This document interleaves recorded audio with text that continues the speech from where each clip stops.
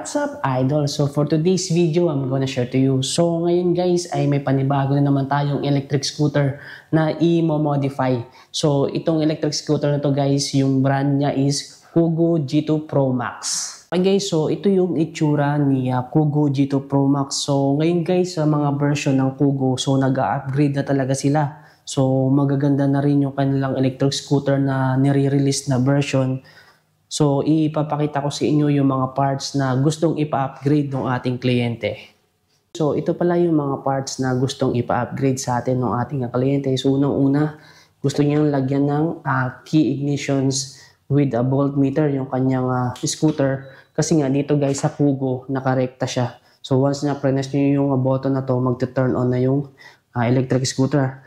And then, next na gusto niyang gawin, ito, lalagyan natin siya nitong rear light. So dito natin siya i-install. So tatanggalin na natin itong pinakang fender na to. And then ito yung ating i-install naman na pinakang fender niya.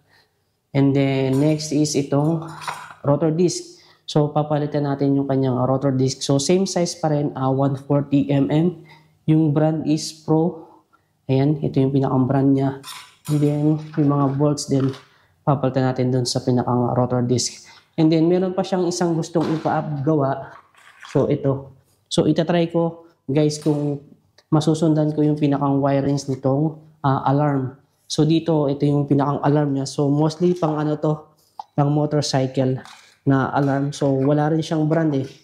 Ayan, ito lang yung box niya. So, itatry natin gawin din dito sa Kugo G2 Pro Max.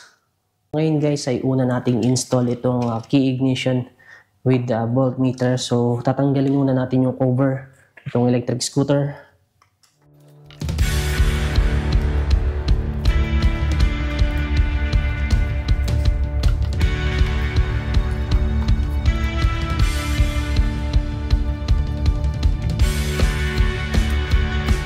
Ito tayo maglalagay ng key ignition.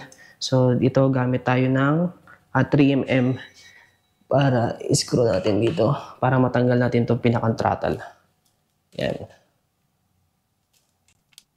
Naman naalisin natin yung pinakang brake niya. So dito kasi natin i-install yung key box.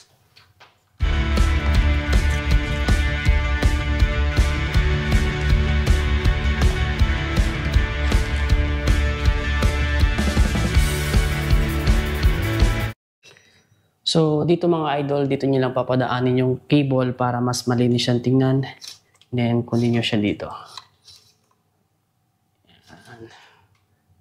Okay. So, ito na siya. Then, dito natin siya ipapadaan.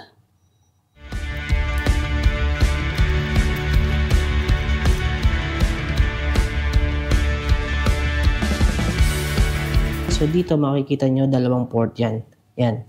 So ito yung mga connections punta dito sa may mga lights. And then itong pinaka connector na to, ito naman yung papunta sa display. So dito tayo magtatap. So pag binunot nyo yan. So dito tayo magtatap sa mismong port from display. So yan. Okay. So dito guys sa pinakang connector na to from display. So dito kailangan nating i-split yung wire ng red. Okay, so dito, ito yung pinakang wire ng key ignition. So meron siyang tatlong kulay. Red, black, and green. So dito, yung green, dito natin siya ilalagay. After nating may split yung cable na to na red, yung positive, yan, dito natin siya i-insert. And then yung red naman, i-connect natin dito. After nating ma-split, yan, i-connect natin dito sa red na to. And then yung black, dito natin siya itatap sa mismong black. Okay guys, so mag-start na tayo.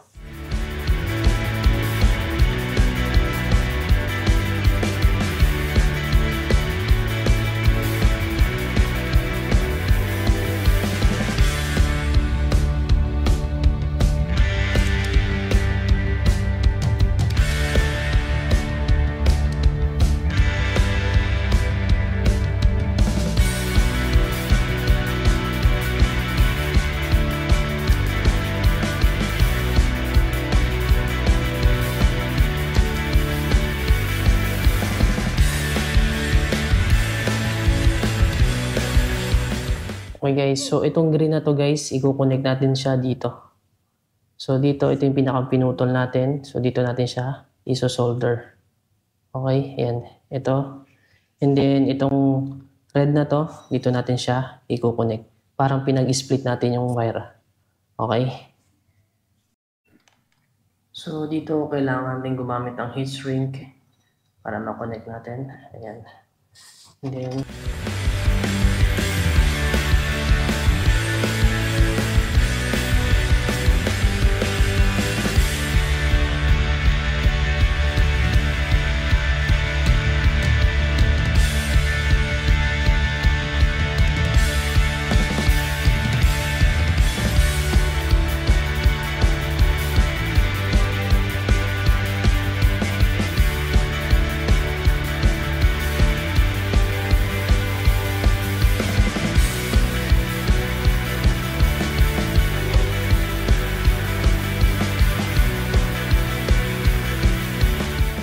okay guys, so dito after nating ma-split ito yung wire na to, yung green na connect na natin dito sa mismong pinakang port.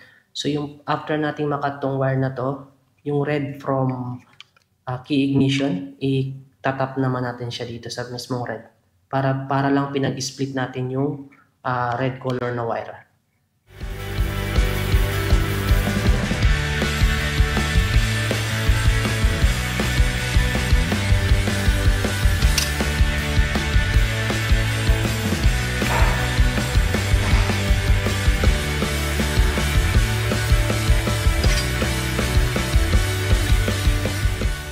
Dito guys, so since hindi ko rin matanggal itong pinakang pin na to, so ikakat ko na lang din yung wire para dito na lang tayo magtatap.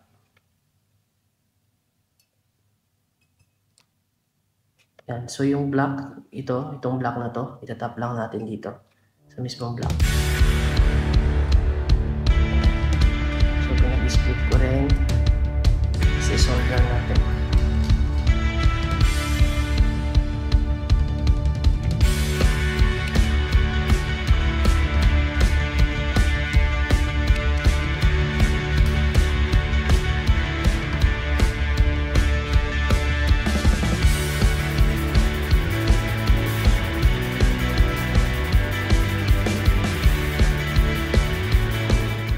So dito, ayan, kung makikita nyo, yung black color and then yung pinakang black dito sa mismong display.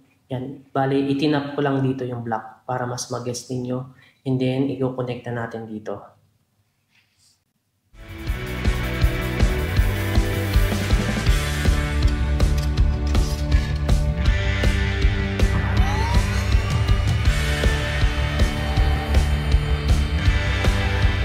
So, ayan guys, ito yung pinakang connections niya. So, ayan, makikita nyo naman. Yung red, pinag-split ko lang siya. And then, kinunik ko sa pinakang key ignition. Yung green, kinunik ko siya dito sa mismong wire ng red. Ito. And then, yung black, tinap ko siya dito sa mismong black sa negative. And then, ito yung positive, okay? So, ayan, at meron tayong problema dito sa ating alarm. So far, hindi ko siya makukunik ngayon kasi nga, yung supply pala nito guys is 12 volts lang. So since dito kasi sa controller, mineasure ko from controller, talagang ang released voltage niya is 58 volts pa rin. So kung ikukunik ko naman siya sa mismong dito sa mga ilaw, dadaan pa rin siya ng switch which is hindi pwede. So yung possible solution dito sa mga next videos natin, kailangan natin mag-tap ng dito. So gagawa tayo ng inverter. So yun yung magsiserve natin sa 12 volts para ma-supply dito kasi pang motorcycle kasi to. So ito, to follow na lang yung videos natin dito sa pag-install naman ng alarm. So dito pala guys, kailangan natin siyang bawasan dito sa mismong part na to. Ayan, nilagyan ko na lang siya ng mark. Makikita nyo yung blue na yan. Diyan natin siya kailangan bawasan kasi sumasayad dun sa mismong fender. So itry natin siyang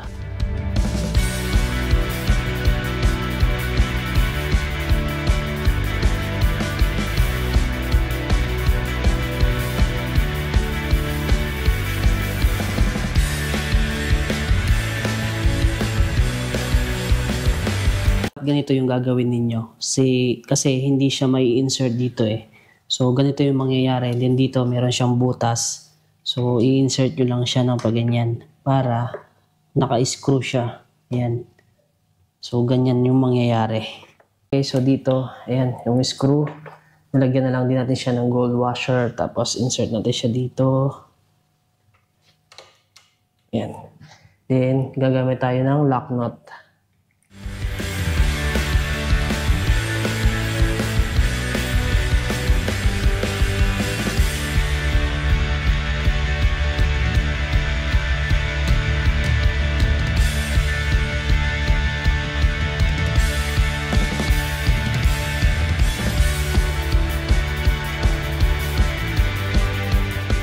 Ito yung wire ng brake light at saka rear light.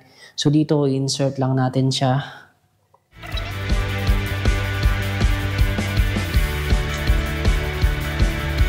Yan. So ito na siya. Ito yung pinakang red wire din. Dito natin siya i-connect. So previous, ganyan yan. Yan. So dito, itong yellow at green, yan lang yung ating bubunutin. Okay, and then ito yung ating ipa-plug. Yan.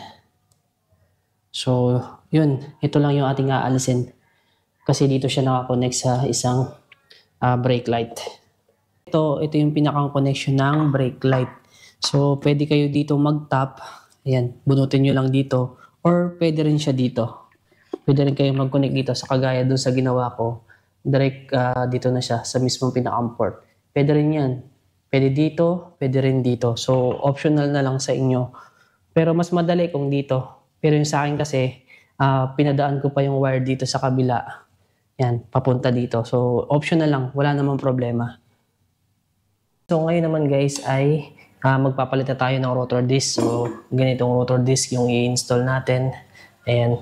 So, kailangan muna nating alasin itong brake na to.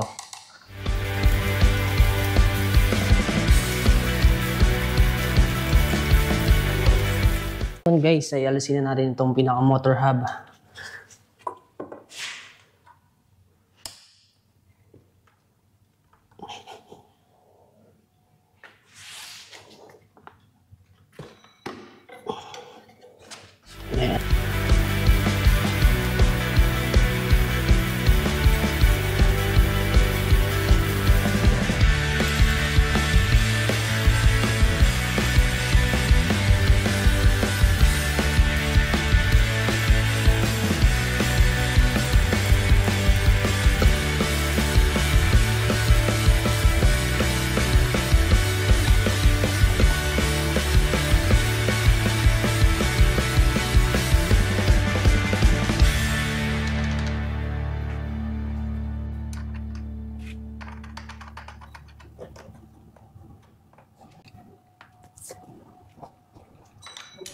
Yung last part na gagawin natin.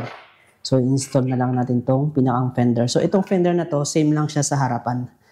So, para mas maganda siyang tingnan, inalis natin dito yung rear fender. Dito yung ipapalit natin.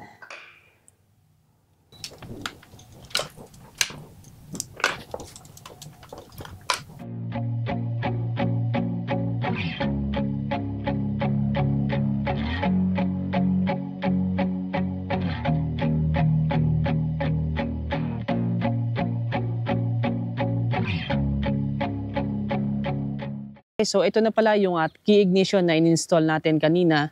So ayan, kung makikita nyo, meron na siyang key ignition. So yung purpose kasi nito guys, for protection siya. Kasi ito, nakarekta siya. Just in case na wala kayong key ignition, mapipress siya dito. Or once na press dito, magti-turn on na yung inyong electric scooter. So dito, ang ginawa sa atin ng ating kliyente, gusto niyang for safety purposes. So dito rin, nakikita na rin yung kanyang voltmeter. So pag press natin, ayan, so dito pa lang magti-turn on yung inyong display. So next na in-upgrade natin dito kay Kugo G2 Pro Max. Ayan, kung makikita nyo guys, itong pinakang rear lights na to. So kapag press din natin yan, yung kanyang brake light, ayan o, so umiilaw pa rin siya. So and then dito naman guys, sa rotor disc, pinalitan din natin siya. So same size pa rin, 140 mm. And then dito guys, oil slick na bolts yung kinabit natin. So far yan lamang muna yung mga upgrade na pinagawa sa atin ng ating kliyente. So sa next upload naman guys, ay share ko naman sa inyo kung paano natin siya nilagyan ng alarm.